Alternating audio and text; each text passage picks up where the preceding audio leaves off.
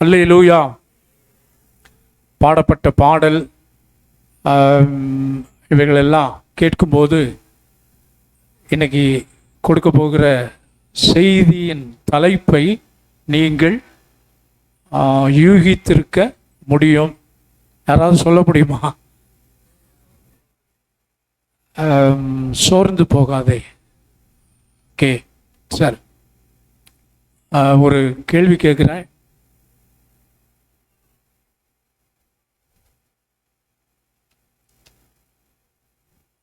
வேதத்திலேயே அப்படி வேதத்தில்னா புதிய ஏற்பாட்டிலேயே ரொம்ப அதிகமாக பல துன்பங்கள், துயரங்கள், பாடுகள் பட்ட மனுஷன் யார் என்றால் பவுல். ஆனால் கான்ட்ரடிக்ஷன், பழைய ஏற்பாட்டில் யோபுன்னு சொல்லுவோம், புதிய ஏற்பாட்டில் அப்போஸ்தலனாகிய பவுல்.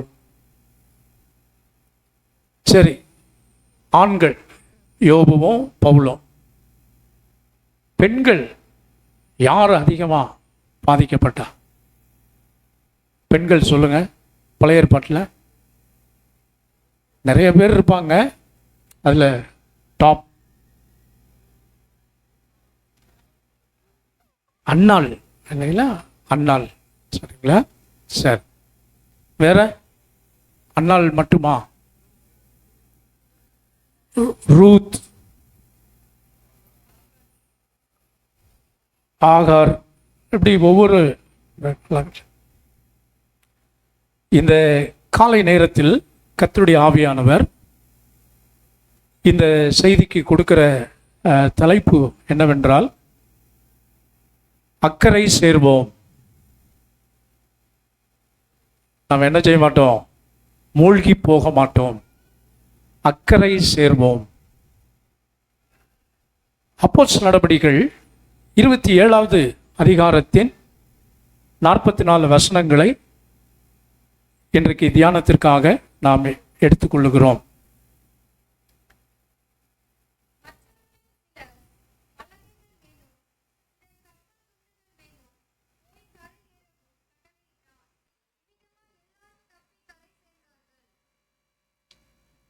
அருமையானவர்களே, மற்றவர்களில் சிலர் பலகைகளின் மேலும் சிலர் கப்பல் துண்டுகள் மேலும் போய் கரையேறவும் கட்டளையிட்டான். இவ்விதமாய், அந்த வார்த்தையை அண்டர்லைன் பண்ணுங்க, இதுதான் இந்த நாளிலே, இந்த ஜூன் மாதத்தின் கடைசி வாரத்தில் கர்த்தர் நமக்கு கொடுக்கிற வார்த்தை. வாக்குத்தத்தமாக நீங்கள் எடுத்துக்கொள்ள. இவ்விதமாய் எல்லாரும் தப்பி கரை சேர்ந்தார்கள். இவ்விதமாய் எல்லாரும் தப்பி கரை சேர்ந்தார்கள், ஒருவருக்கும் பாதிப்பு இல்லை. அருமையானவர்களே, ஒரு விஷயத்தை நாம் தியானிக்கும் போதும் அதை முழுவதுமாக, from the beginning till the end, அதை முழுவதுமாய் நாம் அறிந்திருக்க வேண்டும். முழுவதுமாய், கம்ப்ளீட்டாக, அரைகுறையாய் ஒரு காரியத்தை குறித்து தெரிந்து வைத்திருப்பது நிச்சயமாகவே அது நமக்கு ஆசீர்வாதமாக இராது. அதிலே சில தவறுகள் நேரிட வாய்ப்பு உண்டு. எதையும் முழுசா, ஒரு செய்தி கேள்விப்படுகிறோம் அல்லது ஒரு புத்தகத்தை வாசிக்கிறோம், ஒருவர் ஒரு செய்தியை வெளியிடுகிறார், சில விஷயங்களை போகிற போக்கில் அவசரத்தில் அப்படி கேட்போம். நாம் முழுமையாக அதை தெரிந்து கொள்ளும். இதான் அந்த ஒரு சின்ன உதாரணம். ஒரு ஃப்ளைட் கிளீனர், அதாவது விமானங்களை சுத்தப்படுத்துகிற பணியாளர், ஃப்ளைட் வந்து நிற்கிது ஏர்போர்ட்டில். இவர் போய் அதை சுத்தப்படுத்த வேண்டும். ஸோ இவர் உள்ள ஃப்ளைட்டுக்குள்ளே ஏறுகிறார். இந்த காக்பிட் என்று சொல்லப்படுகிற அந்த விமானி இருக்கக்கூடிய அறை, அந்த சின்ன கேபின், அதில் போய் எல்லாம் சுத்தப்படுத்துகிறார். சுத்தப்படுத்தும் போது ஒரு புத்தகம் அங்கே இருக்கிறது.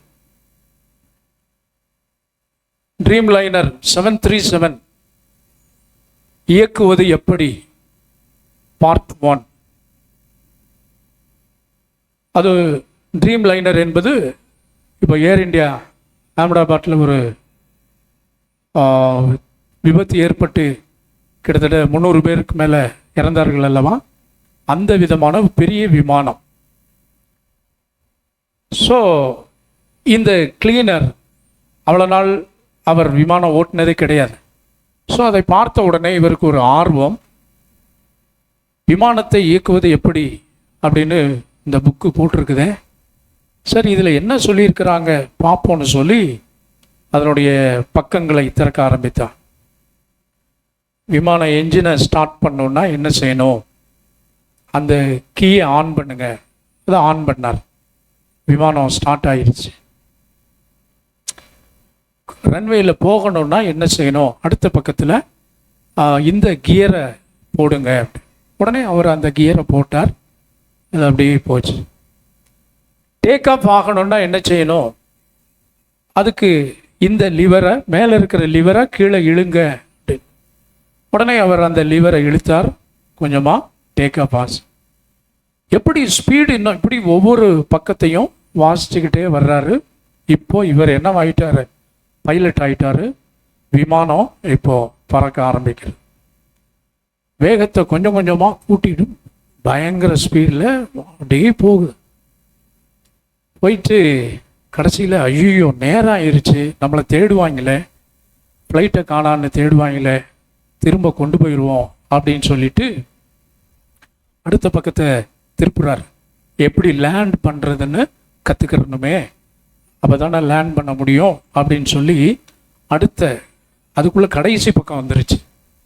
கடைசி பக்கத்தில் போட்டிருந்தது, in order to land your plane by part 2 அப்படின்னு சொல்லி அந்த புக்கில் போட்டிருந்துச்சான்.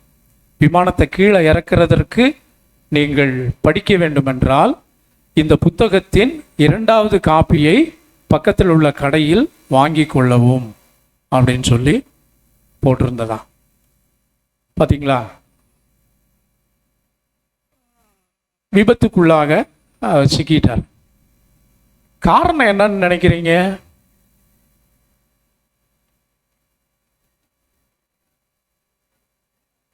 அந்த புத்தகத்தை என்ன பண்ணியிருக்கணும், முதல்லையே அப்படியா 1வது பக்கம் 2வது பக்கம் அடுத்த பக்கம் கடைசி வரைக்கும் படிச்சிருந்தாருன்னா அவருக்கு என்ன தெரிஞ்சிருக்கும், ஓஹோ இந்த விமானத்தை இந்த முதல் புக்கை படித்தோம்னா நம்ம மேலே தான் ஓட்ட முடியும், கீழே இறக்க முடியாது, அதுக்கு 2வது புக்கு தான் வாங்கணும்னு சொல்லி. இன்றைக்கும் நிறைய பேர் பரிசுத்த வேதாகமம் கர்த்தருடைய வார்த்தை, அதனால தான் ஆராதனைகளுக்கு இந்த தாமதமாய் சில அறிவிப்புகள், இதுகளெல்லாம் சில பாடல்கள், சில ஸ்தோத்திர ஜபங்கள், இவளெல்லாம் அந்த ஒரு கம்ப்ளீட், அந்த ஒரு முழுமையான காரியம் இருக்காது என்பதற்காகத்தான் நம்ம என்ன நம்ம தாமதமாக வர வேண்டாம், ஆராதனைகளில் முழுமையாக நாம் என்ன செய்வோம், பங்கெடுப்போம் அப்படியெல்லாம் சொல்லுவதற்கு காரணம்.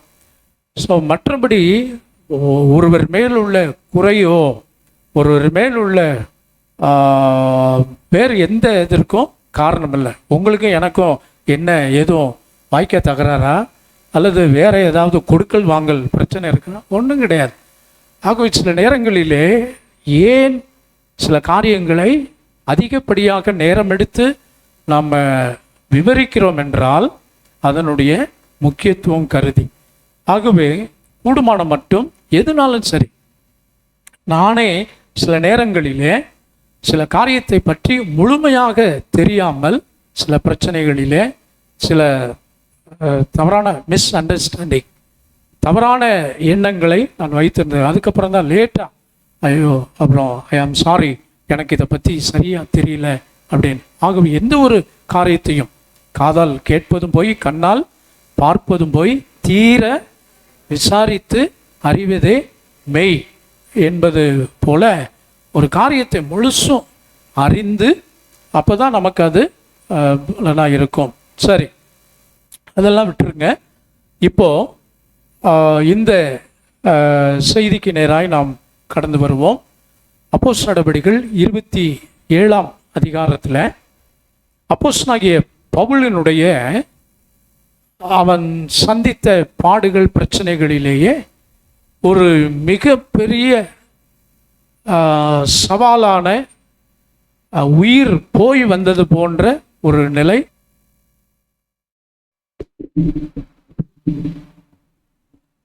நாற்பத்தி 4 வசனங்கள் இருக்கிறது.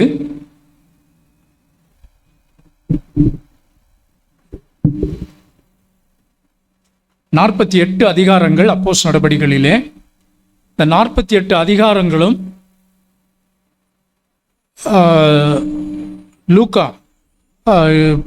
லூக்கா தான் அப்போஸ்தலர் நடபடிகள் எழுதினார். அவர் எழுதின இன்னொரு நூல் என்னது? இன்னொரு புத்தகம் லூக்கா அப்போஸ்தலர் நடபடிகளை எழுதினார். லூக்கா எழுதின இன்னொரு ரோமர், ஐயோ பைபிள் காலேஜ் ஸ்டூடெண்ட், லூக்கா எழுதின சுவிசேஷம். சொன்னது சரியா விளங்கலையோ? லூக்கா அப்போஸ்தலர் நடபடிகள் எழுதின ஆசிரியர். லூக்கா எழுதின இன்னொரு புத்தகம் என்ன? ரோமருங்கிற முழுசு.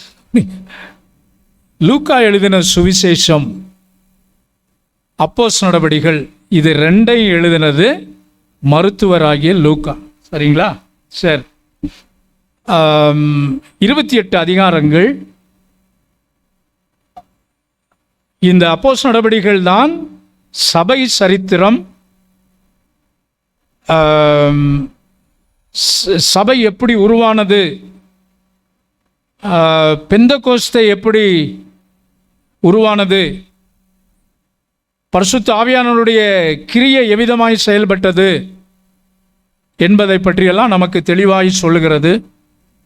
டாக்ட்ரின், சபையில் இன்றைக்கு நாம் நடத்துகிற ஆராதனை முறைகள், இவைகளெல்லாம் ஆதி சபையில் நாம் பார்க்கிறோம்.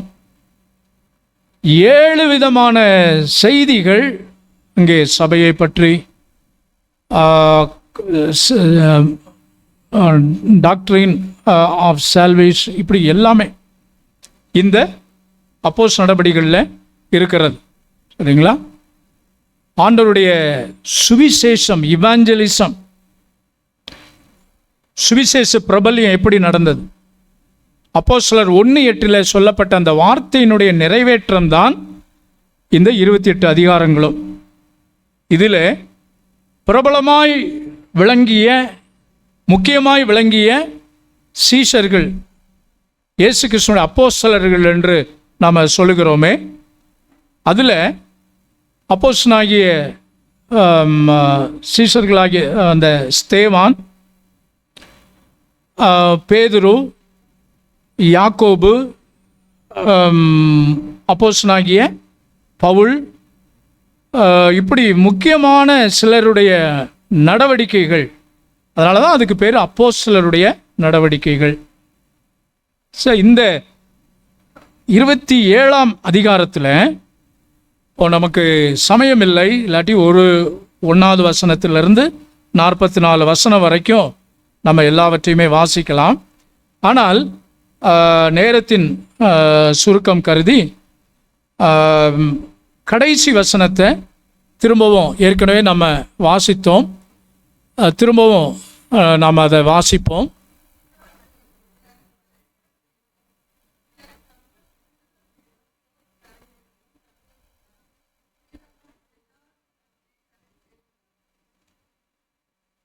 கட்டளையிட்டது யார்?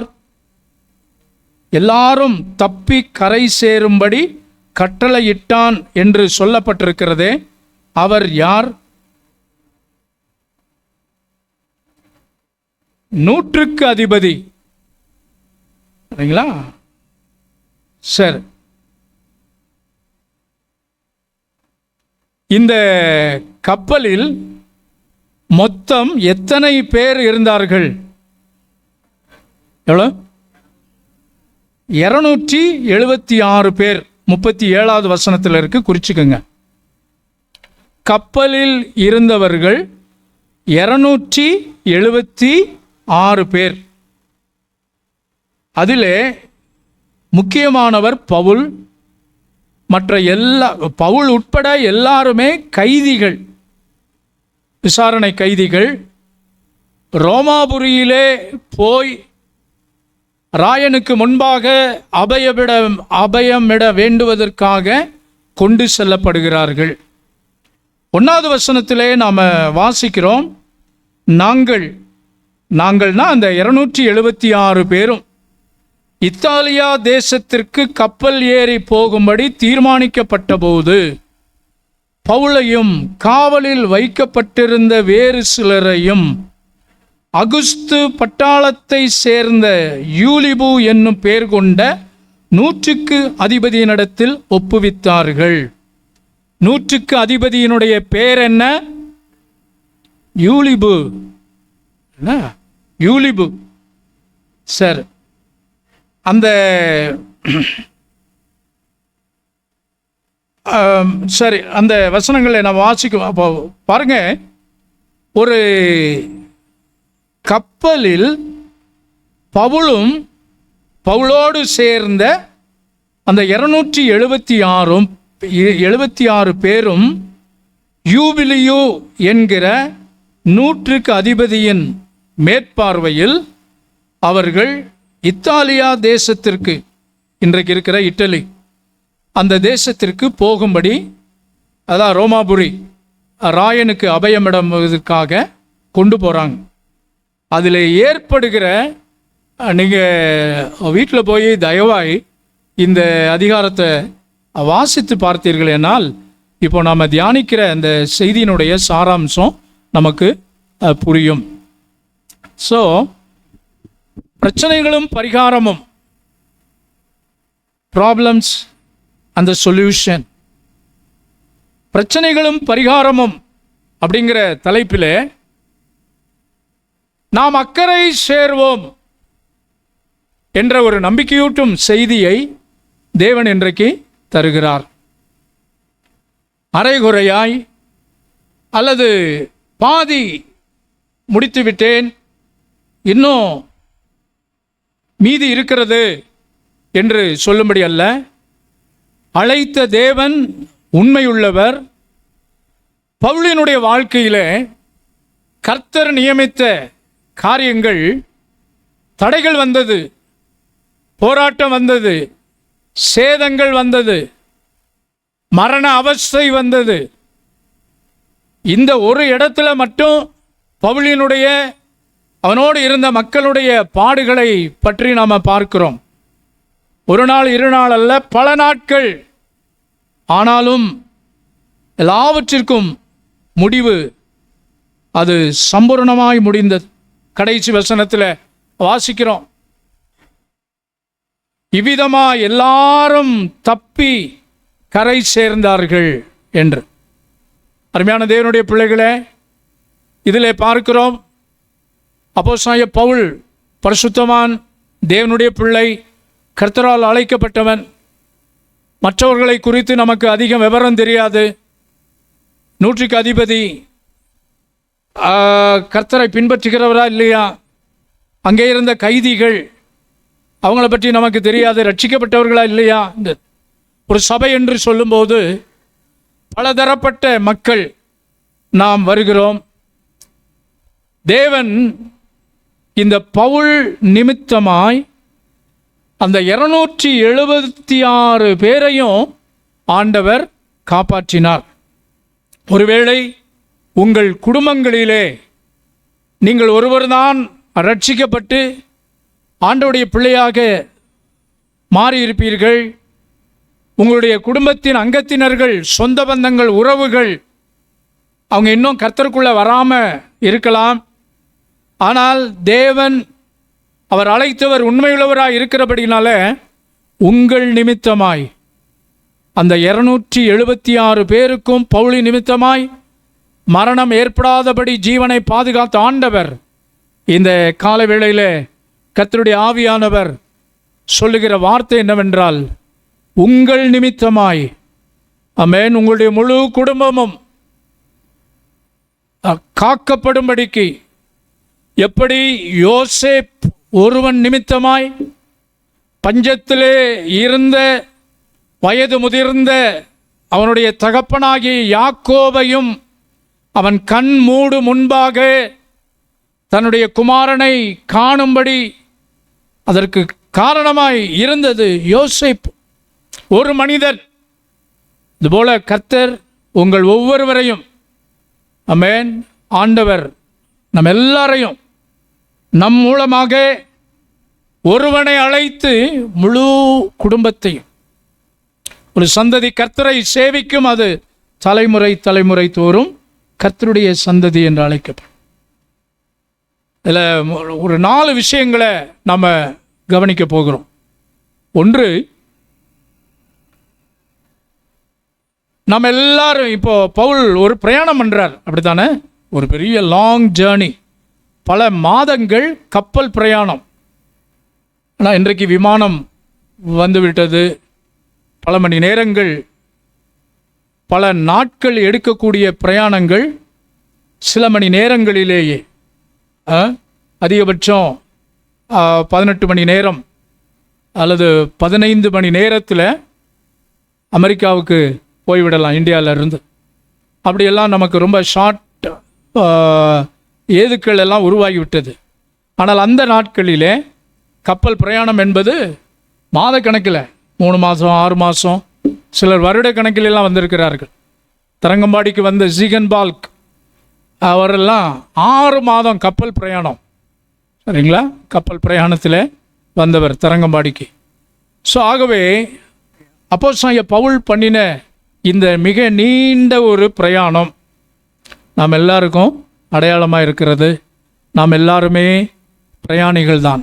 we are all sojourners, travelers, அப்படி தானே? ஆமென், ஆமென். நாம் எல்லாருமே பிரயாணிகள், மோட்ச பிரயாணம் செல்லுகிறவர்கள். நாம் எல்லாருமே டிராவலர்ஸ். நம்ம நிரந்தரமானவர்கள் கிடையாது. அங்கே ஆபிரகாமை குறித்து சொல்லும்போது பரதேசியாய் தங்கின, இந்த பரதேசிங்கிற வார்த்தை சொஜர்னர், டிராவலர்.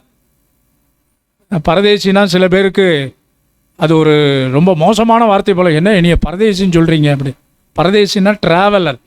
வேதத்தில் நிறைய பேர் சொல்லியிருக்கிறாங்க, நான் அந்நியனும் பரதேசியுமாய் இருக்கிறேன், நான் பரதேசியாய் தங்கின வீட்டில் உமது பிரமாணங்கள் எனக்கு கீதங்கள். தாவீது சொல்கிறார், அவ்வளோ பெரிய மனுஷன், ராஜா, அவர் சொல்கிறார் நான் பரதேசியாய் தங்கின வீட்டில். ஆனால் நாம் நமக்குன்னு சொல்லிக்கொள்வதற்கு ஒன்றும் கிடையாது. ஆனால் பரதேசின்னு மட்டும் நம்மளை யாராவது சொல்லிட்டாங்கன்னா நமக்கு, ஆகவே இந்த பரதேசிங்கிற வார்த்தை வேதத்திலே பயன்படுத்தப்பட்டிருக்கிற ஒரு சாதாரண வார்த்தை.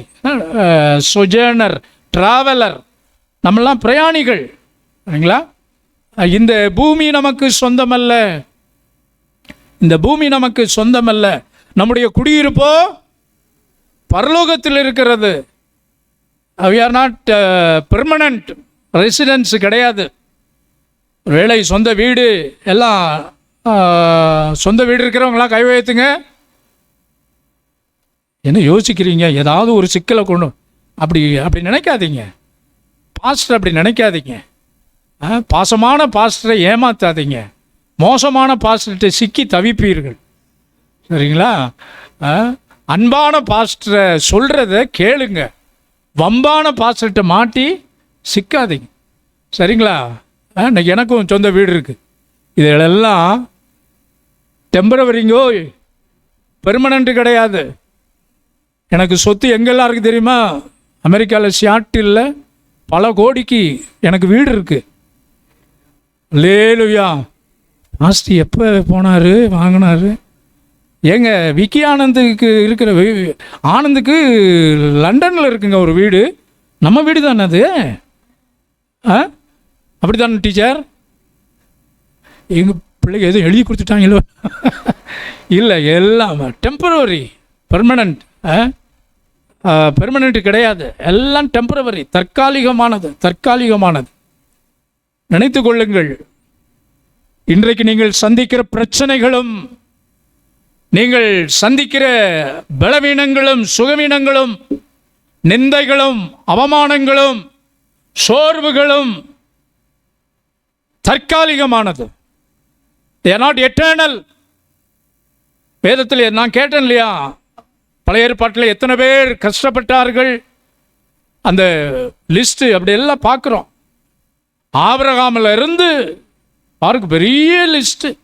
புதிய ஏற்பாட்டில் கொஞ்சம் நஞ்சமா ஏங்க, அதுகள் எல்லாமே சில நாட்கள் தான். எழுதி வைத்துக் கொள்ளுங்கள். முதலாவது, we are all travelers. நாம் இந்த பிரயாணத்திலே, ஃபாதர் பிரிக்மன்ஸ் பாடுகிறார், பிரயாணத்தில் மேடு உண்டு, பள்ளங்களும் உண்டு. அதெல்லாம் தற்காலிகமானது. இன்னைக்கு நீங்க சந்திக்கிற பிரச்சனை தற்காலிகமானது. வேதத்தில் எத்தனையோ மக்கள் பிரச்சனைகளை சந்திச்சாங்க. இப்போ நான் பார்க்கிற அப்போஸ்தலனாகிய பவுல், அவர் நீண்ட காலம் அவர் வேதனைப்பட்டார். அதெல்லாம் முடிந்தது. அதான் கடைசி வசனத்தில் வாசிக்கிறோமே, இவளெல்லாம் தற்காலிகம், டெம்பரவரி, தற்காலிகம். ரீனுகுமார் தானே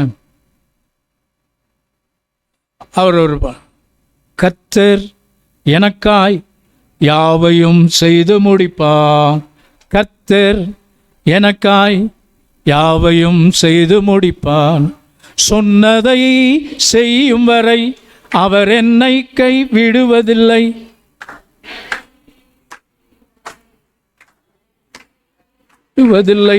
கர்த்தர் எனக்காய், கர்த்தர் எனக்காய்.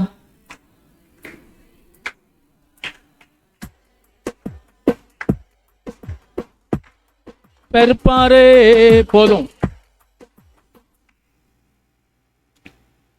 அதுல ஒரு வார்த்தை வருகிறது, என் நிந்தனை நிரந்தரம் இல்லை என்றீரே. சரி, எதுவுமே நமக்கு நிரந்தரம் இல்லை, பிரச்சனையும் உட்பட. பக்கத்தில் உங்களை பார்த்து சொல்லுங்க, நீங்கள் சந்திக்கிற பிரச்சனை அது நிரந்தரம் இல்லை, அது சீக்கிரத்தில் அது உங்களை விட்டு, உன் நம்பிக்கை வீண் போகாது, நிச்சயமாக முடிவு உண்டு. இந்த செய்தியை நான் ஆயத்தப்படுத்தும் போது இந்த வார்த்தைகள் மூலமாய் ஆண்டவர் எனக்கு உணர்த்தின விஷயங்களைத்தான் உங்களோடு பகிர்ந்து கொண்டிருக்கிறேன். இந்த விதமான பிரச்சனைகளை சில குடும்பங்கள் சந்தித்த போது நான் அவங்களோட என்கவுண்டர்னா போட்டு தள்ளுவதில்லை, சந்திப்பு. நம்ம எப்போவுமே சில தவறான கருத்துக்களை, ஏன்னா அப்படி நமக்கு பழக்கி விட்டாங்க. போலீஸ் என்கவுண்டர் அப்படின்னா சுட்டு கொள்வது. அப்படி என்கவுண்டர்னா சந்திப்பு, meeting with God, encounter with God. சில பிரச்சனையோடு இருக்கிற குடும்பங்களை சந்தித்த போது அவங்களுடைய ரெஸ்பான்ஸ் எனக்கு ரொம்ப ஆச்சரியமாக இருந்தது. வருட கணக்கிலே விசுவாசிகளாக இருந்தும் இன்னும் அந்த பேசிக் பிரின்சிபல், ஒரு இழப்பு, உயிரிழப்பு ஏற்பட்டு விட்டது. கடந்த காலத்திலே ஒரு உயிரிழப்பு ஏற்பட்டது பல வருஷங்களுக்கு முன்பாக. ஆனால் கர்த்தர் எப்படி அந்த குடும்பத்தை அப்படி மெருகேற்றி கொண்டு வந்தார். ஆனால் இப்போ சமீபத்தில் ஒரு உயிரிழப்பு ஏற்பட்டு விட்டு, அன்னைக்கு என்ன ரெஸ்பான்ஸ் பண்ணாங்களோ அதே மாதிரி தான். அதை எப்படியாவது அவங்கள வெளியில கொண்டு வந்து நம்ம இதில் அதுவல்ல நோக்கம். தாங்கள் சந்திக்கிற பிரச்சனை, தாங்கள் கடந்து போகிற அந்த பாதையினுடைய அதனுடைய உண்மையான நிலை என்ன, அது தற்காலிகமானது என்பதை அவர்களால் இன்னும் புரிந்து கொள்ளவே முடியவில்லை.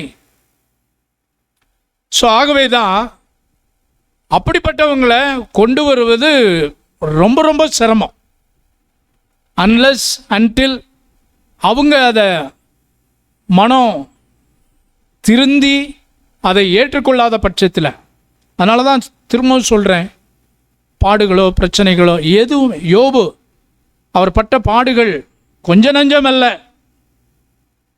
6 மாதம்தாங்க. அதனுடைய முடிவை நம்ம பார்க்கணும்.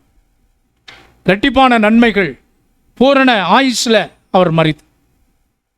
அன்னாள் சில காலம்தான், சாமுவேல் பிறக்கிற வரைக்கும் பாடுபட்டான். ஆனால் சாமுவேலுடைய பிறப்பு அதை மாற்றி போட்டது. யாபேஸ் சில காலம், அவன் பேரே யாபேஸ், துக்கம். ஆனால் சூழ்நிலைமை மாறினது. வேதத்தின் ஒரு பகுதியை மட்டும் பார்க்காதீங்க, முழுமையானது. உன்னுடைய பிரச்சனைகள் எதுவும், நாம் மாம்ச தேகமுள்ள யாவருக்கும் தேவனாகிய கர்த்தர் என்னாலே ஆகாத காரியம் ஒன்று உண்டோ? அவர் எல்லாவற்றையும் செய்ய வல்லவர். ஸோ முதலாவது இதான் ஃபர்ஸ்ட் பாயிண்ட். ரெண்டாவது, அப்போஸ்தலனாகிய பவுல் மற்ற எல்லாருக்குமே பிரச்சனைகள் வருகிறது. உலகத்தில் இருந்த எல்லாரும் we cannot escape. பிரச்சனைகளிலிருந்து நம்ம தப்பி ஓட முடியாது. தேவனுடைய பிள்ளைகள் விதிவிலக்கானவர்கள் அல்ல. எல்லாருக்கும் வர்ற மாதிரி தான் எனக்கும் வருது. அப்போ என்ன, நீங்கள் விசேஷித்தவர்கள்னு ஆண்டவர் சொல்லுகிறதுல அர்த்தம் என்ன? 276 பேர் ஆண்டவரை பற்றி அறியாத மக்கள், 275ன்னு வைங்க. பவுல் chosen by God, பிரஜாதிகளுக்கு சுவிசேஷம் அறிவிக்கும்படி தெரிந்து கொள்ளப்பட்ட பாத்திரம். அவருக்கும் ஏன் இந்த பாடுகள்? எல்லாருக்கும் வருங்க. நீங்களும் நானும் தப்பிக்க முடியாது. நகோமியே, நீ தப்பிக்க முடியாது. பெத்லகேமில் பஞ்சம் வந்ததுன்னு சொல்லி மோவாபுக்கு போறியே, பிரச்சனையிலிருந்து தப்பிக்க நினைக்காதே. தேவனால் நியமிக்கப்பட்டிருக்கிறது. அது எவ்வளோ நாள்? மோவாபில் போய் எல்லாம் இழந்து, ஆண் வாரிசு எல்லாம் இழந்து, எல்கானாவை இழந்து, மக்லோன் கிளியோனை இழந்து, பெத்லகேமிலே தேவன் ஜனத்தை ஆசீர்வதிக்கிறார் என்று கேள்விப்பட்டு திரும்பி வர்றாங்க. ஒருவேளை பஞ்சத்திலேயே இருந்தாலும், இப்போ உங்கள்கிட்ட கேட்குறேன், இப்போ 25 வருஷம் ஆச்சு சபையில், ஏதாவது 1-2 பிரச்சனைகள், ஒரு காரியம் நடந்துருச்சு. ஐயோ, இந்த சபையில் இப்படி நடந்து விட்டதே, நான் இந்த சபைக்கு போக மாட்டேன், வேறொரு சபைக்கு போய் விடுகிறேன் அப்படின்னு போவதற்கு நமக்கு வாய்ப்புகள் இருக்கு. ஆனாலும் அப்படி இருந்தாலும் நான் சொன்ன, இது நிரந்தரம் அல்ல. இது ஒரு நாள் சரியாகும். ஆரம்ப அற்பமா இருந்தாலும் அதனுடைய முடிவு சம்பூர்ணமா இருக்கும் என்ற நம்பிக்கை தான் உங்களையும் என்னையும் இன்னைக்கு வரைக்கும் சபையிலே நிலைத்திருக்க பண்ணி இருக்கிறது. இப்போ அவ்வளவு தூரத்திலிருந்து அச்சம்பத்து, ஊமச்சிகுளம், முத்துப்பட்டி, திருவாதவூர், சோழவந்தான், இப்படி பல இதான் பெஸ்ட் சபை, நம்ம பாஸ்டர் மாதிரி அல்லது நம்ம சபைக்கு வர்றது மாதிரி எங்கேயும் பிரசங்கத்தை காண முடியாது. அதனாலயா? இல்லைங்க, நம்ம எல்லாருக்கும் பாடுகளும் போராட்டங்களும் பிரச்சனைகளும் உண்டு. நாம விதி விலக்கானவர்கள் கிடையாது. அப்போஸ்தலனாகிய பவுல் அவர் பரிசுத்தமான் இல்லையா? கர்த்தர் அவரை பயன்படுத்தினார்.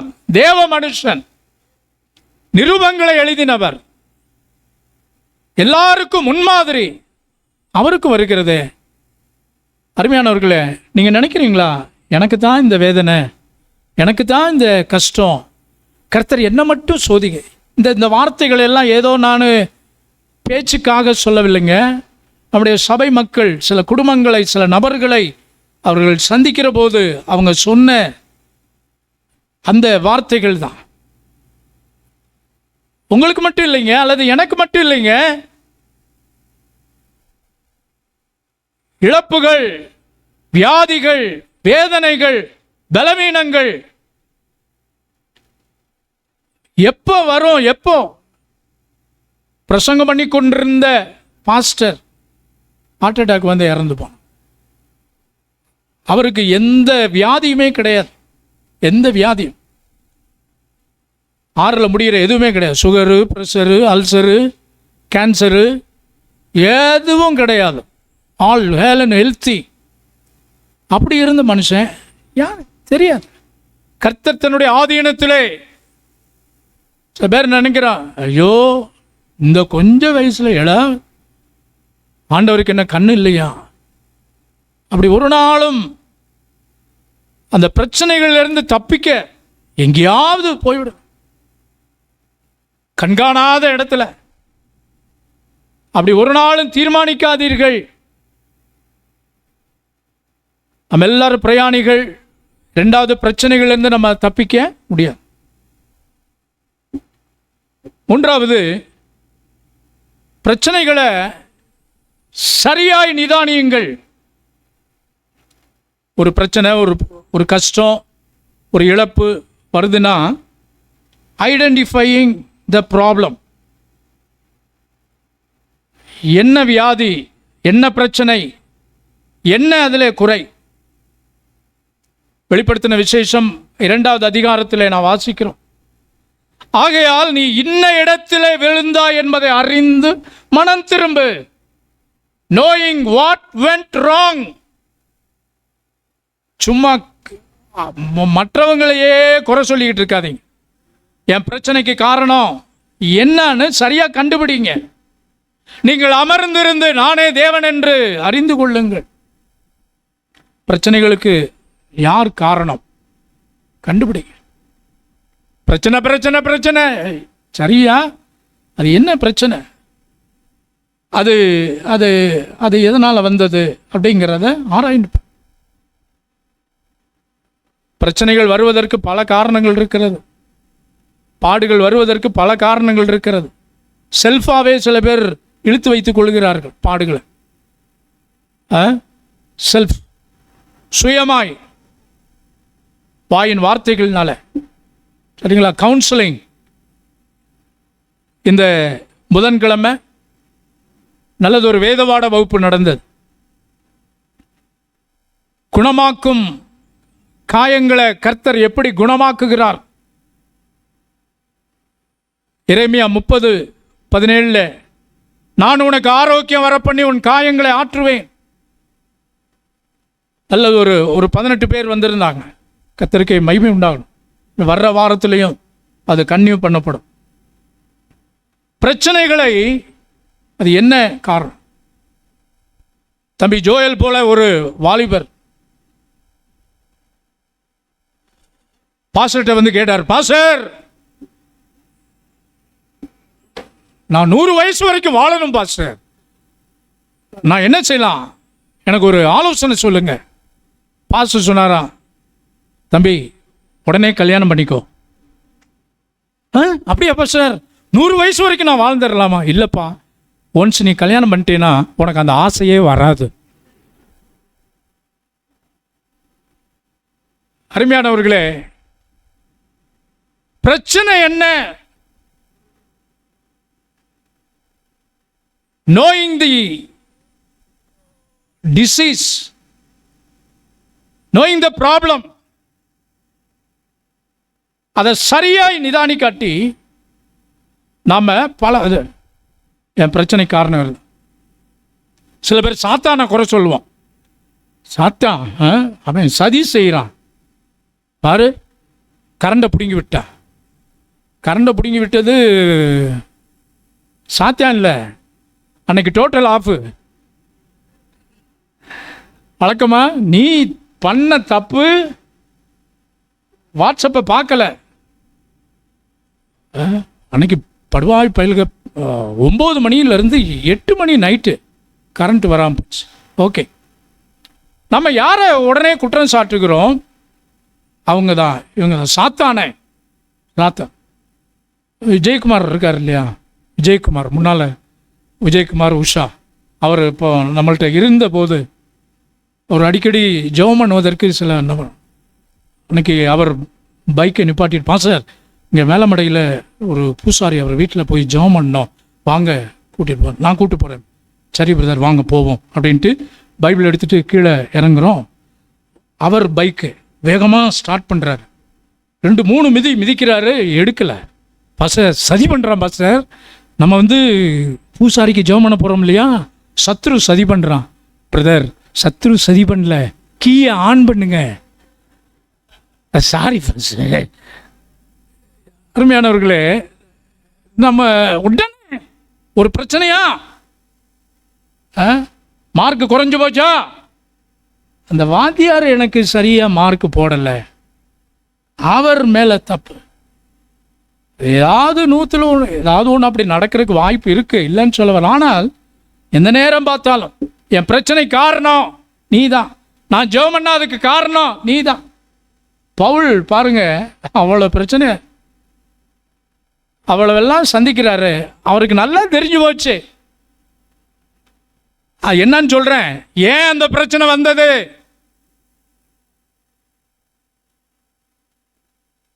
இப்போ நகோமி ரூத்து ஏன் அவங்களுக்கு இழப்பு ஏற்பட்டது? தேவ சமூகத்தை விட்டு, எருசலேமாகிய அப்பத்தின் வீட்டை விட்டு. ஏங்க, அப்பத்தின் வீடு எருசலேம், பஞ்சம் வரும், அப்படிதானே?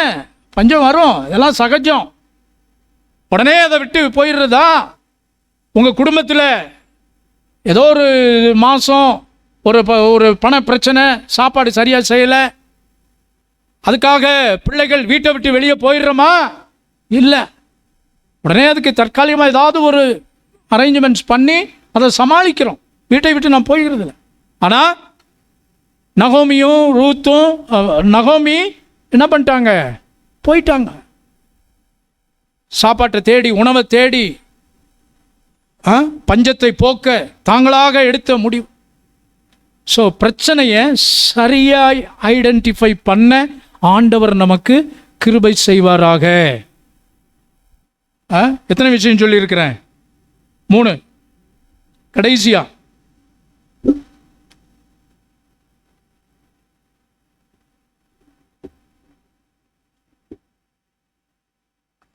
பவுல் அவனோடு இருந்த மக்கள் சந்தித்த 4 விதமான காற்றுக்கள். இதே 27 அதிகாரம் 4வது வசனத்தில் 27:4 ஒரு காற்று சொல்லப்பட்டிருக்கிறது. எதிர்காற்று அவர்கள் சந்திக்கிற முதல் பிரச்சனை, முதல் காற்று எதிர்காற்று. எதிர்காற்று உங்களுடைய என்னுடைய வாழ்க்கை பயணத்தில், ஊழியத்தில் முதலாவது வருகிற ஆண்டவர் பிரத்யட்சமாய் சில பேரை ஆண்டவர் குறிப்பிட்டு ஆண்டவர் பேசுகிறார். ஆகவே ரொம்ப கீனா கவனிங்க. உங்களுடைய ஊழியத்திலோ, உங்களுடைய வேலையிலோ, தொழிலோ, வியாபாரத்திலோ, பிரயாணத்திலோ ஏற்படுகிற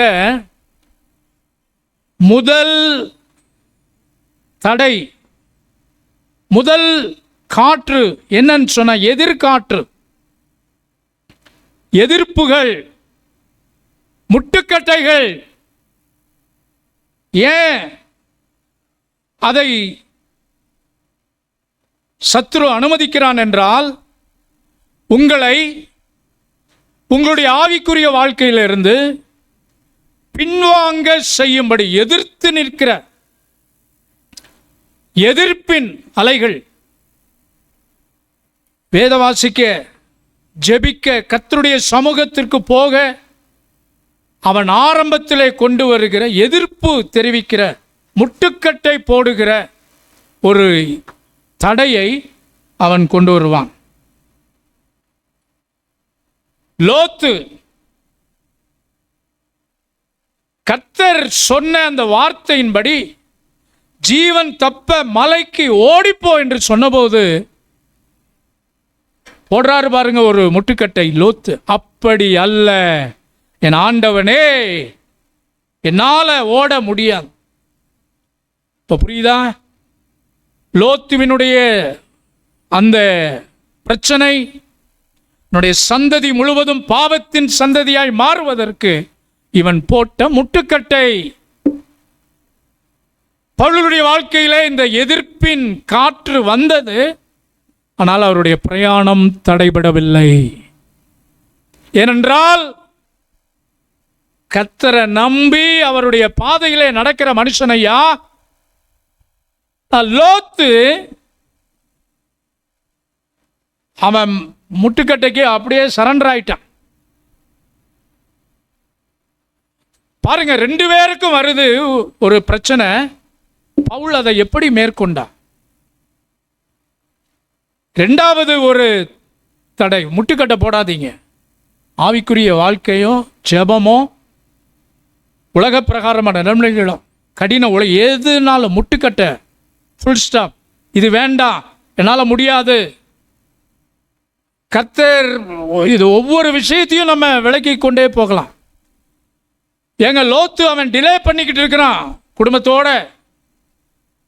ஜீவன் தப்ப ஓடிப்போ அப்படின்னு சொல்லி அவர் துரிதப்படுத்துகிறார்கள் தூதர்கள். எவ்வளவு கம்பேஷனேட் பாருங்க. எக்கேடு கட்டு போகணும் அப்படியே விட்டுட்டு போகல. அவன் தாமதித்து கொண்டிருக்க கையை பிடிச்சி வெளியே இழுக்கிறாங்களா பாருங்க. கிருபையை விருதாவாய் போக்கடித்தவர்கள் பிரச்சனையில் சிக்கந்தான் செய்வான். பின்மாற்றம் இடம் கூடாதே, அப்படி சோர்வுகளை அப்படி எல்லாம் கொண்டு வருவான். அருமையான தேவனுடைய பிள்ளைகளை, பயந்து போகாதே, சோர்ந்து போகாதே. லோத்துவை போல அதற்கு இடம் கூடாதே. 2வது 7வது வசனம், காற்று எங்களை தடுத்தபடியினால. முதல்ல எதிர்ப்பின் காற்று, 2வது ஸ்டாப் பண்ணும், தடுக்கும் காற்று, தடுக்கும். உங்க முன்னேற்றத்தை தடை செய்யும். தடைகளை தகர்க்கிற ஆண்டவர் உங்களுக்கு முன்பாய் கடந்து போகிறார். உங்க வாழ்க்கையில் நீங்க எதையெல்லாம் தடையாய், உங்களை என்னென்ன காரியங்கள் எல்லாம் தடுக்குதோ, தடைபட்டு போகாதிருங்கள். தடை அதை உடை. தடைகளை தகர்க்கிறவர் உங்களுக்கு முன்பாய் கடந்து போகிறார். சில தடைகளை நாமே ஏற்படுத்தி கொள்ளுகிறோம், பவுண்டரிஸ். சில தடைகளை, இந்த தடைகளெல்லாம் உங்களை விட்டு விலக்குங்கள். தடுக்கிறதுக்கு அப்படிதான் வரும் முன்னேற்றம், வளர்ச்சி. அதுகளெல்லாம் தடை பண்ணுவான் சத்துரு. களைகளை பிடுங்கி போடுவான். செய்யும்படி உன் கைக்கு நேரிடுகிறது எதுவோ அதை உன் முழு பலத்தோட செய். எல்லாரும் தப்பி கரை சேர முடியும். அதுதான் தேவன் உங்களை குறித்து, என்னை குறித்து வைத்திருக்கிற திட்டம். அது ஒரு நாளும் மாறாது. ஆதியிலே என்னை குறித்து திட்டம் வைத்திருக்கிற ஆண்டவர் இந்த நேரம் வருகிற வரை அவர் எனக்காக அதை செய்து முடிப்பார். ஆகவே தடைகளை யாருக்கும் உண்டு பண்ணாதீர்கள், தடுப்பு போடாதீங்க. 3வது 14வது வசனம்,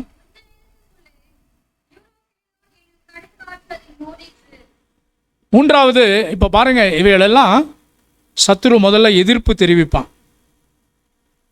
அடுத்து என்ன பண்ணுவான்? தடுக்க பார்ப்பான். பார்வோன் எகிப்திய ஜனங்களை கர்த்தரை ஆராதிக்க விடாதபடி இந்த 4 ஸ்டெப்பையும் அவன் செய்தான். நீங்க அதை தியானிக்கலாம். இப்போ 3வது கடுங்காற்று. அது என்ன செய்யும் என்றால், கடுங்காற்று, வாசிங்க அந்த வசனத்தை, 14வது வசனம்.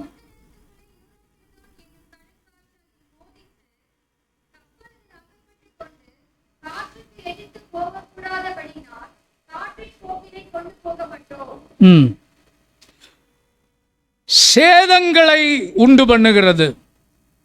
சேதங்கள், சேதாரங்கள், கடுங்காற்று. வியாதியாக இருக்கலாம், பலவீனமாக இருக்கலாம், சுகவீனமாக இருக்கலாம், தொழில் நஷ்டம்,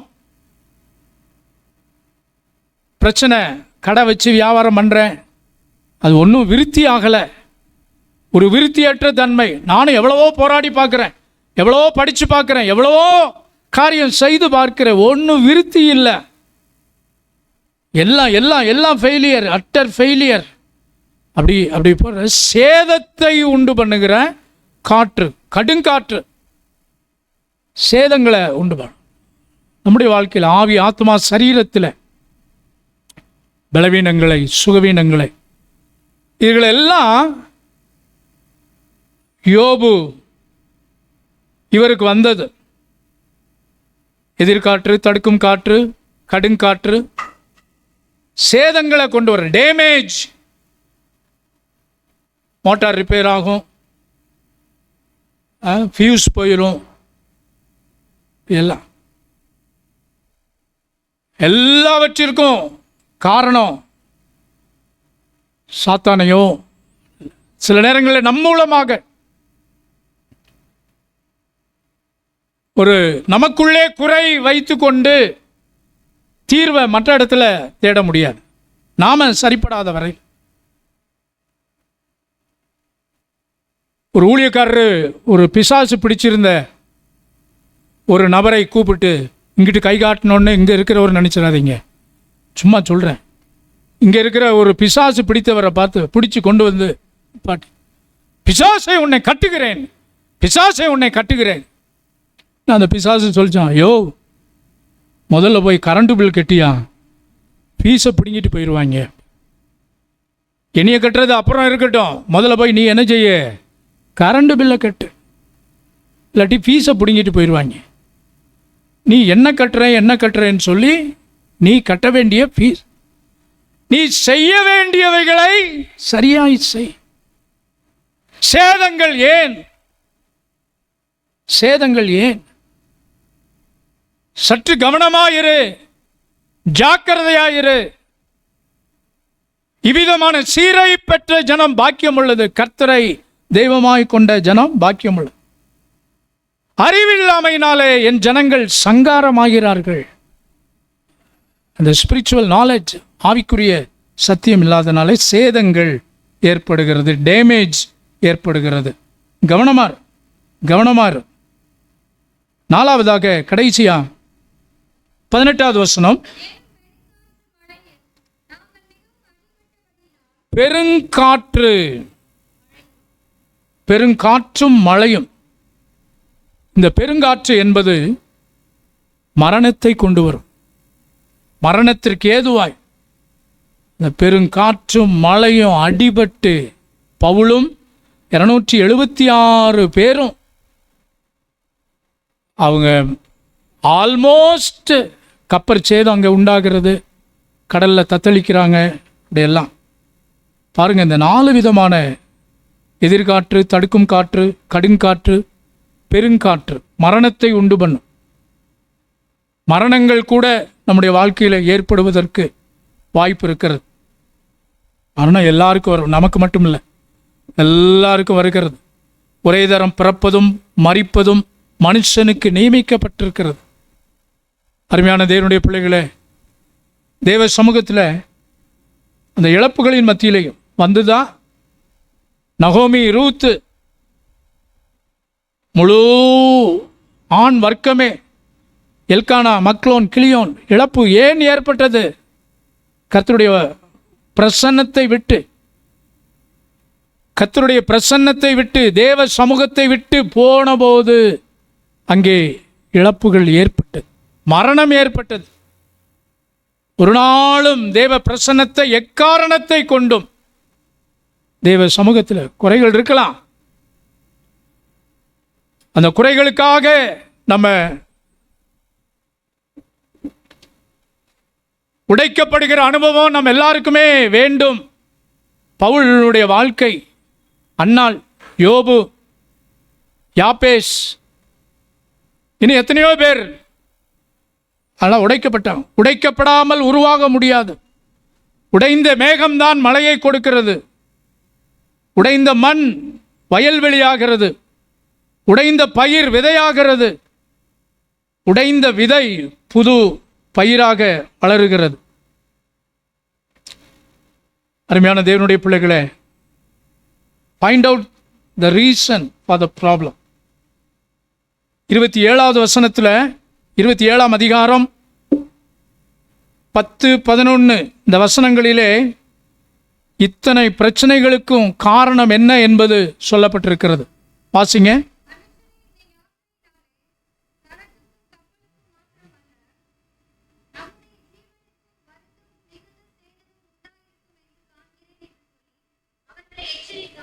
பவுலினுடைய எச்சரிப்பு, 100க்கு அதிபதி அந்த கப்பல் எஜமான் அவங்களுக்கு முன்பாக கடந்து வருகிறது.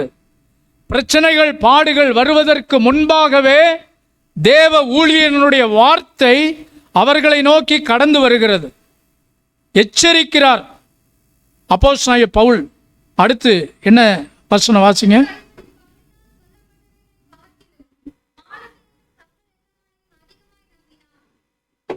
பாருங்க, ஊழியக்காரரை நம்பவில்லை, சாதாரண மனுஷனை, அழைக்கப்படாத ஒரு நபருடைய ஆலோசனையை கேட்டான், பெருசா அதை நம்பினான், மலை போல நம்பி கர்த்தருடைய ஆலோசனைகளை, கர்த்தருடைய ஊழியக்காரன் சொல்லுகிற வார்த்தைகளை.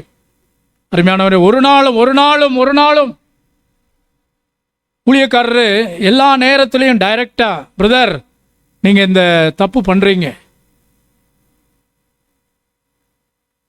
அப்படி சொல்லுவதற்கு உரிமை இருக்கிறது. அப்படி அவர் சொல்லும்போது நாம் எந்த விதத்தில் நம்ம ரியாக்ட் பண்ணுகிறோம் என்பதை. ஆகவே பாஸ் என்ன சொல்வார்,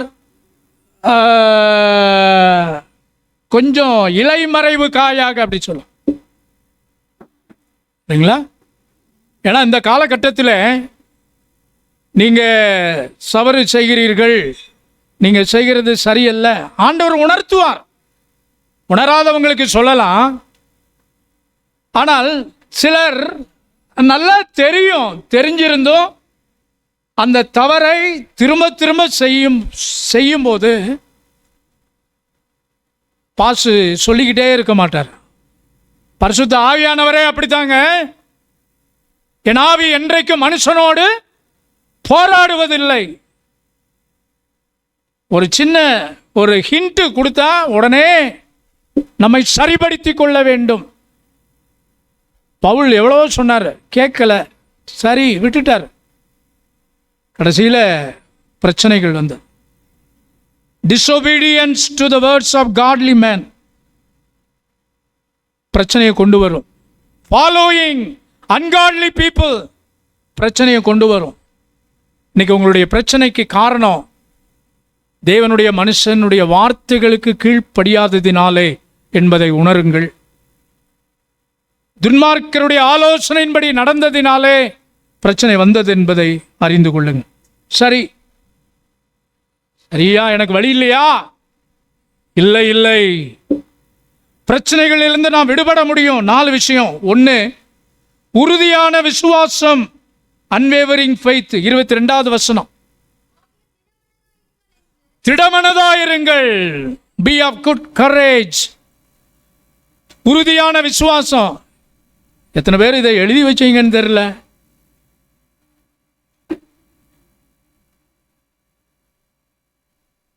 வாலிபர்களும் பெரியவர்களும், பெண்ணு எல்லாருக்கும் இருக்கிறது, நோட்டு இருக்கிறது. இந்த குறிப்புகள்லாம் எழுதி வைங்க, இன்னைக்காவது ஒரு நாள் உங்களுக்கு பிரயோஜனப்படும். உறுதியான விசுவாசம், அன்வேவரிங் ஃபெய்த். 22வது, இரண்டாவது உன்னதமான அர்ப்பணம், சுப்ரீம் கமிட்மெண்ட். 23வது வசனம், 23 சொல்றாங்க, என்னை ஆட்கொண்ட தெய்வம் நான் சேவிக்கிறவருமான தேவனுடைய தூதனானவர். பாருங்க, அப்போஸ்தலனாகிய பவுலினுடைய கமிட்மெண்ட்.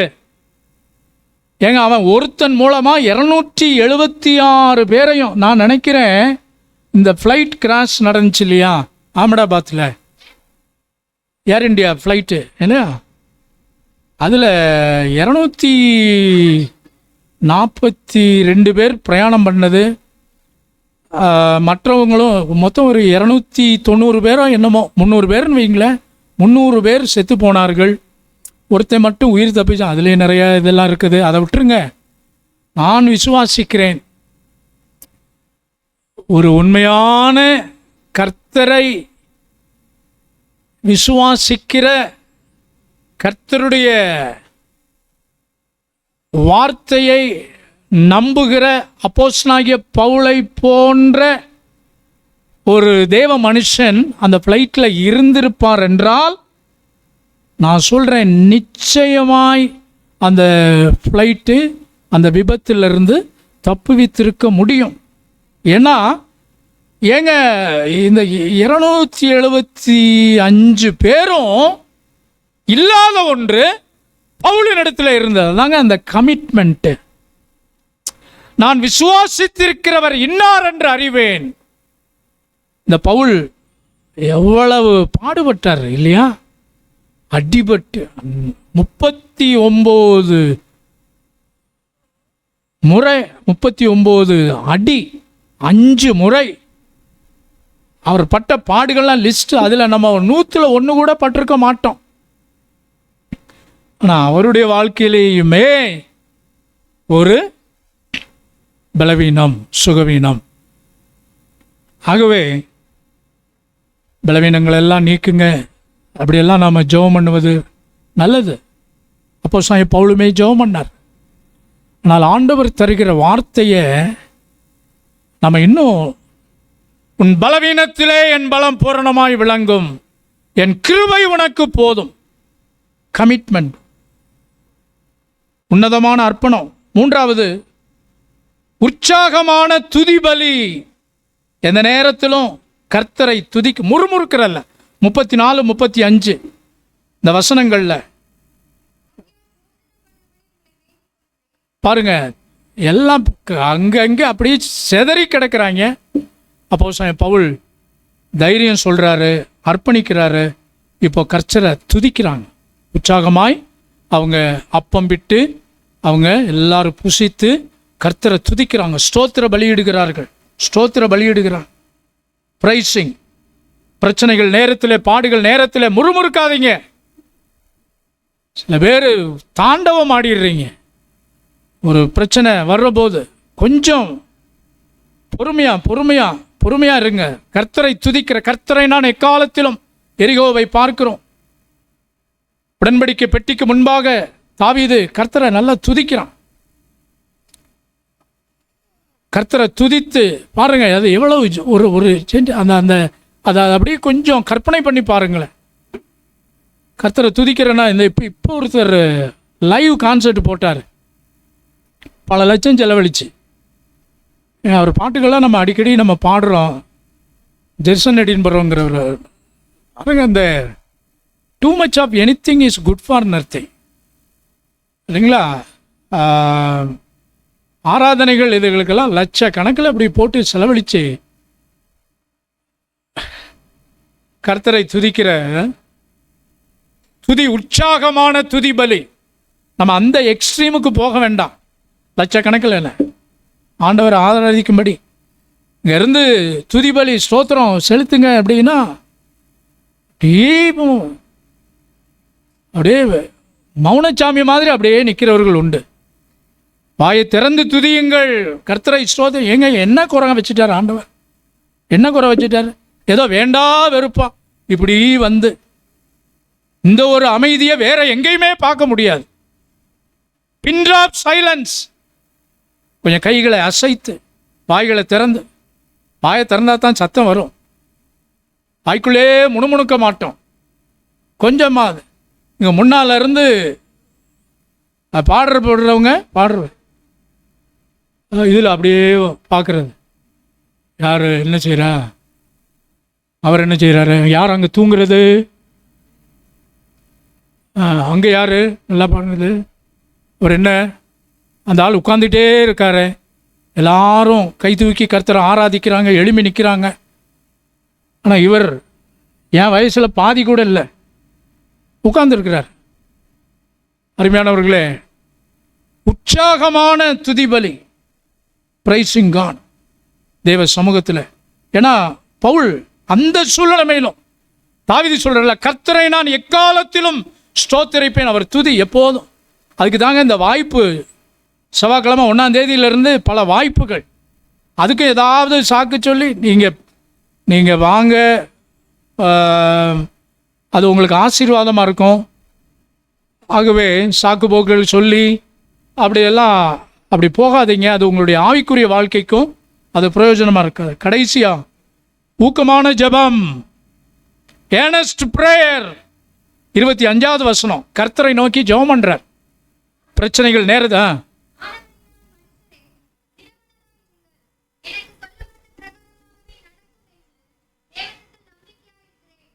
தேவனிடத்தில் நம்பிக்கையாக இருக்கிறேன், நான் ஜெபம் பண்ணேன், ஆண்டவர் எனக்கு உணர்த்தினார். ஜெபம் பண்ணுங்க, ஊக்கமாய் தேவனை தேடுங்கள். இந்த ஜெபமாக தான், அதுக்காக தான் நியமிக்கிறோம். சரியா? பாஸ்டுக்கு எதுவும் வேலை இல்லை, அவருக்கு என்னப்பா, அவருக்கு இதானப்பா வேலை, அவரு சொல்லுவார்ப்பா செய்வார்ப்பா, அப்படி பேசிக்கிட்டேவும் உங்களுடைய நாட்களை, தேவன் உங்களுக்கென்று வைத்திருக்கிற ஆசீர்வாதங்களை குறைத்து மதிப்பிடாதிருங்கள். நிச்சயம் ஆண்டவர் உதவி செய்வார். எழுப்பி நிற்போம், தேவ சமூகத்தில் கர்த்தருக்கு நம்மை அர்ப்பணிப்போம்.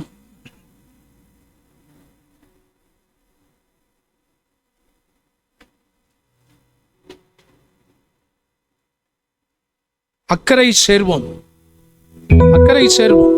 கொஞ்சம் வாய்களை திறந்து ஆண்டவர்கிட்ட அறிக்கை செய்யுங்க. கேட்ட செய்தி உங்களுக்கு எப்படி நீங்கள் ஃபீல் பண்ணுறீங்க, ஆண்டவரோட கொஞ்சம் நேரம் பேசுங்க. அப்படியே சில மாதிரி நின்றுட்டு அப்படியே எந்திரிச்சு போகிறதில்ல. ஒரு 5 நிமிஷமோ 10 நிமிஷமோ அப்படி தாமதம் ஆனாலும் அதனால் நமக்கு ஒரு நஷ்டமும் இல்லை. நிச்சயமாக இந்த வார்த்தைகள், ஆமென், ஆண்டவர் உங்களுக்கு பேச சொன்ன இந்த வார்த்தைகளை பேசி இருக்கிறேன். ஆண்டவருக்கு நான் கணக்கு கொடுக்கணும், நான் அவர் சொன்னதை செய்கிறேன். அந்த வார்த்தைகளுக்கு கீழ்ப்படியும் போது நிச்சயமாக உங்களுடைய வாழ்க்கையில் அது மிகுந்த ஆசீர்வாதத்தை கொண்டு வரும். அர்ப்பணித்தேன், நான் அர்ப்பணித்தேன்.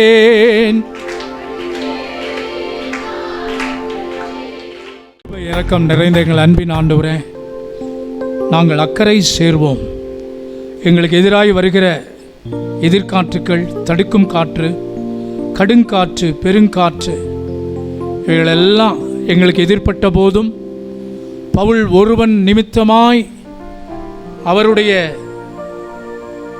அசைக்க முடியாத விசுவாசத்தினாலும் அர்ப்பணத்தினாலும் துதிபலியினாலும் ஜெபத்தினாலும் அக்கறை சேரும்படி எல்லாருக்கும் இறங்கி கிருபை செய்தீரே. எங்களையும் குடும்பங்களையும் திருச்சபை மக்களையும் இந்த மாதம் முழுவதும் நீர் எங்களை பாதுகாத்து பராமரித்து எங்களை அழைத்த அழைப்பிற்கு ஒரு நோக்கம் உண்டு, திட்டம் உண்டு. உடைய கரத்தில் எங்களை அர்ப்பணிக்கிறோம், ஒப்புக் கொடுக்கிறோம். குறைவுகள் கிறிஸ்து இயேசுவின் நாமத்திலே மகிமையிலே நிறைவடைவதாக. உடைய சபை மக்கள், வெளியூர்கள் வெளிநாடுகளில் இருக்கிறவர்கள், பிறந்த நாள் திருமண நாள் காண்கிறவர்கள், வருகிற ஜூலை மாதத்தில் நடைபெறுகிற ஜூலை ஜெப மாதத்தின் ஒவ்வொரு நாட்களும் தேவ சமூகத்தில் அர்ப்பணிக்கிறோம், ஒப்புக் கொடுக்கிறோம். ஆண்டவரே, ஹையர் ஸ்டடீஸ் போகிற தேவ பிள்ளைகள், ஆண்டவரே, ரூபனுக்காக இன்டர்ன்ஷிப் ஒரு மாதம் பெங்களூர், ஜோர்டன் எம்ஏ நாளையிலிருந்து ஃபஸ்ட் இயர் கிளாஸ் ஆரம்பிக்கிறது. மற்ற வெளியூர்களில் நாடுகளில் இருக்கிற எங்களுடைய சபை மக்கள், வேத மக்களில் படிக்கிற பிள்ளைகள் ஒவ்வொருவருக்காக உடைய சமூகத்தில் வருகிறோம். கர்த்தாவே, உடைய சபையில் இருக்கிற டீச்சர்ஸ்க்காக உடைய சமூகத்தில் வருகிறோம். ரிட்டையர்டு பீப்புளுக்காக வருகிறோம். ஹவுஸ் ஒய்ஃப்ஸ்க்காக வருகிறோம். வயது முதிர்ந்தவர்களுக்காக வருகிறோம். மென்ஸ் ஃபெலோஷிப்புக்காக வருகிறோம். பாடல்கள் ஆராதனைகளை நடத்துகிறவர்கள் எங்கள் சபையில் இருக்கிற அருமையான சிறு பிள்ளைகள் ஒவ்வொருவருக்காக நாங்கள் வருகிறோம். ஆண்டவரே, எங்களுடைய சபை மக்கள் எல்லாரும் இன்னைக்கு கிருபாவை கர்த்தர் கொண்டு வந்தீங்க. குடும்பத்தை கர்த்தர் ஆசீர்வதியும். சபை மக்கள் எல்லாரையும் உடைய அன்பின் கருத்தில் அர்ப்பணிக்கிறோம். வியாதி, சுகவீனங்கள், பலவீனங்கள், சில தடைகள், போராட்டங்கள், இழப்புகள் மத்தியில் இருக்கிற சபை மக்களை இந்த வார்த்தைகள் மூலமாய் கர்த்தர் அவர்களை தேற்றி இருக்கிறீர். அப்பிரயோஜனமான ஊழியக்காரர்கள் உங்களுடைய கடமை மாத்திரம் செய்து இருக்கிறோம். உங்களை பலப்படுத்தும், வழி நடத்தும். நாம் மகிமைப்படட்டும். கனம், துதி, மகிமை ஏற்றுக்கொள்ளும். தீமைகள் பொல்லாப்புகளுக்கு விலக்கும். தேவரீர் எங்களை ஆசீர்வதித்து எல்லைகளை பெரிதாக்கி மது கரம் எங்களோடு இருந்து 23 விதமான தீமைகள் எங்களை துக்கப்படுத்தாதபடிக்கு அதற்கு எங்களை விலக்கி காத்தருளும். ஆண்டவர் கரத்தில் அர்ப்பணிக்கிறோம். மகிமைப்படுவீரா. கனம், துதி, மகிமை ஏற்றுக்கொள்ளும். கர்த்தராகிய இயேசுவின் நாமத்தில் பிதாவே, ஆமென்.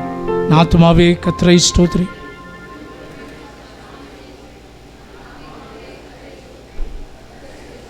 பாருங்களையும் மறவாது. நம்முடைய கர்த்தராகிய இயேசு கிறிஸ்துவின் கிருபை, பிதாவாகிய தேவனுடைய அன்பு, பரிசுத்த ஆவியானவரின் அந்யோன்ய ஐக்கியம், சந்தோஷம், சமாதானம் நம் அனைவரோடும் தேவனுடைய பிள்ளைகள் யாவரோடும் அவருடைய வருகை பரிந்தும் இருப்பதாக. ஆமேன், ஆமேன், ஆமேன். எல்லாருக்கும் ஸ்தோத்திரம். கர்த்தர் உங்கள் ஒருவரையும் ஆசீர்வதிப்பாராக.